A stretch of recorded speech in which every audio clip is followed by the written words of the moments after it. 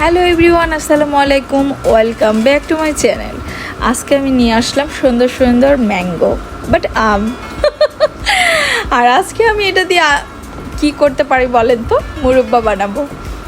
সবাইকে দেখে আমারও খুব ইন্টারেস্ট জাগলো যে আমি একটা কিছু করব আম দিয়ে, কারণ সবাইকে দেখতেছি কিছু না কিছু আচার নিয়ে সবাই ব্লগ করছে, তাই আমারও খুব ইচ্ছে হলো, তাই আমি আম নিয়ে চলে আসলাম। আজকে এইটাকে আমি মুরব্বা বানাবো, তাই আমি আগে এটাকে ফ্রেশ করে ধুয়ে নিয়েছি।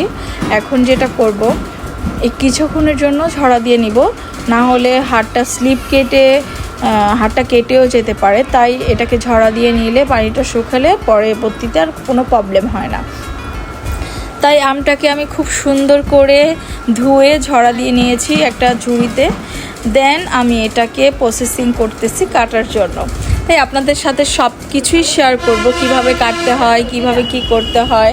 দেন আমি আপনাদের সাথে এটা আবার তুলে ধরব। এখন আমি যেটা করব, সুন্দর সুন্দর এক সাইজের আম নিতে হবে মুরব্বার জন্য, যাতে প্রত্যেকটা আমের সাইজ একরকম হয়।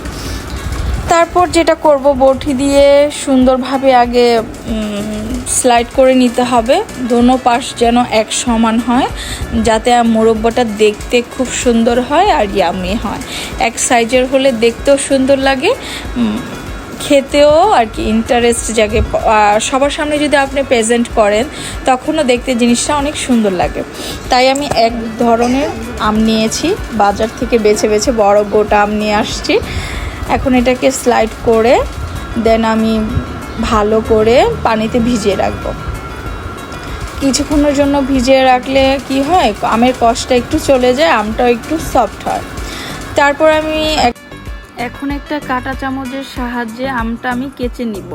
এমনভাবে কাচতে হবে যেন আমের আটি পর্যন্ত চামচটা চলে যায়, তাতে আমটা সফট হবে। চারোদিক থেকে একরকম কাচতে হবে। তারপর একটা ভালো পানিতে চুবিয়ে রাখতে হবে। যখন আমের পানিটা ঘোলা হয়ে যাবে তখন ওইটাকে চিপড়িয়ে আরেকটা ভালো পানিতে চুবিয়ে রাখতে হবে।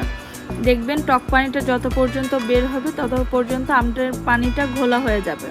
আমের পানিটা যখন ফ্রেশ দেখা যাবে তখন ভাববেন যে আমের টকটা পুরোপুরি ছেড়ে দিছে। তখন আপনি একটা ভালো পাত্রতে খুব সুন্দরভাবে উঠিয়ে নেবেন।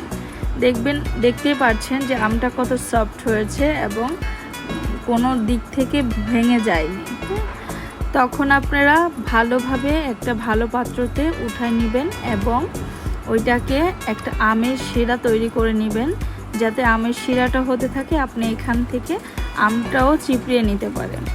আমি ঠিক এইভাবেই করেছি। দেন আমের শিরাটা যখন হয়ে গেছে তখন একটা একটা করে ভালোভাবে চিপড়িয়ে দেখতে পাচ্ছেন তাও অনেক ঘোলা পানি বের হয়েছে। আমি কিন্তু আবার এটাকে ভিজিয়ে রেখেছিলাম, আবার এটাকে চিপড়িয়ে এখন আমি যেটা করব, আমি শিরা করে নিয়েছি, সেখানে আমি শিরাতে দিয়ে দিব। শিরার মধ্যে অবশ্যই লবণ, আমরা যে খাই স্বাভাবিক লবণ আর চিনি দিয়ে ভালোভাবে শিরাটাকে তৈরি করে নিতে হবে। দেখতে পাচ্ছেন আমি একটা একটা করে কিন্তু ওইখানে দিয়ে দিচ্ছি। যখন দেখবেন শিরাটা খুব বলকিয়ে উঠছে বা টক বগাচ্ছে, তখন কিন্তু শিরাটার মধ্যে আমগুলো ছেড়ে দিতে হবে। আমিও দিয়ে দিয়েছি। আর হাই হিটে জাল করতে হবে, যাতে পানিগুলা প্রত্যেকটা আমের ভিতরে যায় এবং শিরাগুলা কিন্তু প্রত্যেকটা কোষের মধ্যে চলে যাবে। না হলে কিন্তু আমটা খেতেও ভালো হবে না আর আমটা দেখতেও ভালো লাগবে না, কোথাও কাঁচা থাকবে, কোথাও নরম হয়ে যাবে, তখন আমটা ভেঙে যাওয়ার সম্ভাবনা থাকে। যখন আমের শিরার পানিটা আর আমটা একবারে মিডিয়াম হয়ে যাবে, দেখতেই পারবেন যে চিনির কালারটা কেমন চেঞ্জ হয়ে যাচ্ছে। তখন আপনারা ঠিক আস্তে আস্তে আগুনটা কমাতে থাকবেন বা লো লেভেলে রাখতে চেষ্টা করবেন। দেখতে পাচ্ছেন কত সুন্দর। আপনার যেভাবেই কমফোর্ট ফিল করবেন ঠিক ওইভাবে রাখবেন। আর ফ্রিজেও রাখতে পারেন, ফ্রিজে করলে বেশি দিন থাকবে, আর যদি বয়মে রাখেন সেটা কিছুদিন থাকতে পারে। বা আমি প্লাস্টিকে রেখেছি এই কারণেই, কারণ আমি একটু পরেই এটা সবাই খেয়ে ফেলবে, আর তাই আর আমি কোনো কিছুতে রাখলাম না। অবশ্যই আপনারা যদি বেশি করতে চান তখন এটা কাচের বয়মে রাখলে বেশি দিন থাকবে। আর সবাই আমের দিনে তো আমের আচারটা অবশ্যই খাবেন। আর সবাই ভালো থাকবেন।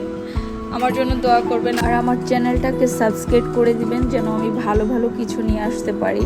আর সবাই অবশ্যই কমেন্ট করে জানাবেন যে আমার রেসিপিটা কেমন হলো বা আমার মুরব্বাটা দেখতে কেমন হয়েছে। আমি জানি এটা আমি ফার্স্ট টাইম করেছি, কেমন হয়েছে আই নো আমি জানি না, কিন্তু আপনাদের আশায় থাকবো। আর সবাই অবশ্যই অবশ্যই আমার জন্য দোয়া করবেন আর সবাই ভালো থাকবেন।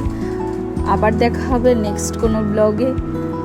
আল্লাহ হাফেজ, সবাই আমার জন্য দোয়া করবেন। Bye bye.